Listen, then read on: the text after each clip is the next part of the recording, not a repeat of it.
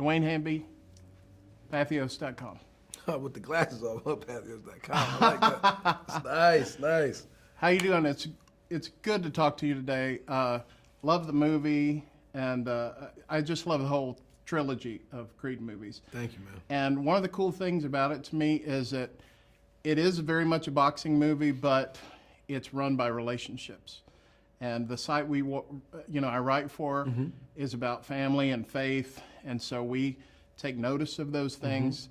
How important was it for you to kind of be involved in that and really to spotlight your, as a father, Creed as a father, as a husband? No, I thought it was very human, and it was real, and I've been fortunate enough to be a part of this franchise from the beginning and understand what type of characters that we have, and where their moral compass is, I think as a director, just being truthful, of what Adonis would be going through, that experience for him, and also, you got to dig deep, you have to, do the work on the inside in order to kind of prosper, and to become the best versions of yourself moving forward. And that was some of the themes that we wanted to tie into with Adonis.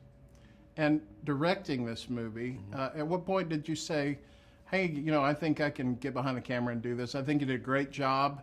It's beautiful. There's some creative shots, some different takes that you did I thought really paid off. Thanks, man. I think right around the end of Creed 2, I started thinking about it, what's next, who's doing what, and my collaborators and and producers and everybody, thought it, thought it was a good idea, and I thought it was too. So we just kind of went for it, and so it was like I said, this is the ninth movie, between the two franchises, and now trying to, push it forward and evolve it in a way that feels fresh and new.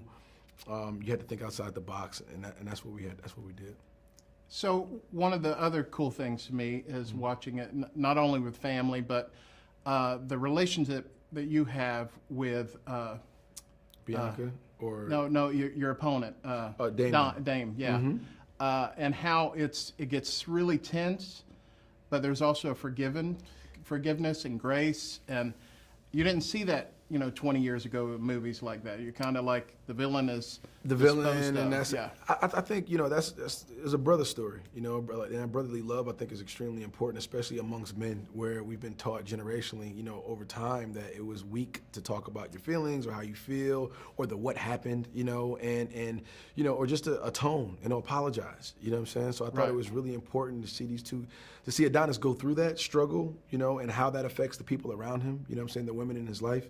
But then also, between these two guys, it's his side of the story, and then you got Dame's side of the story, but then there's a lot of gray area in between. So that space, we had to close the gap in a real way. So having Adonis, have them accept what they did, apologize, and still leave room for for forgiveness, I thought was really, really powerful to see. It's the empathy that I think the world needs more of, and I'm glad to have a part of that conversation. Oh yeah, I love it. And I loved seeing you in Black Panther again, coming back, and all your superhero stuff. Is there still hope for a Superman in the future, or?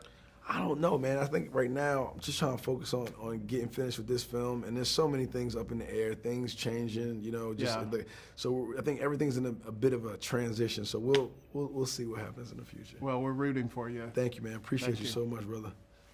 Appreciate you. Thank you, though.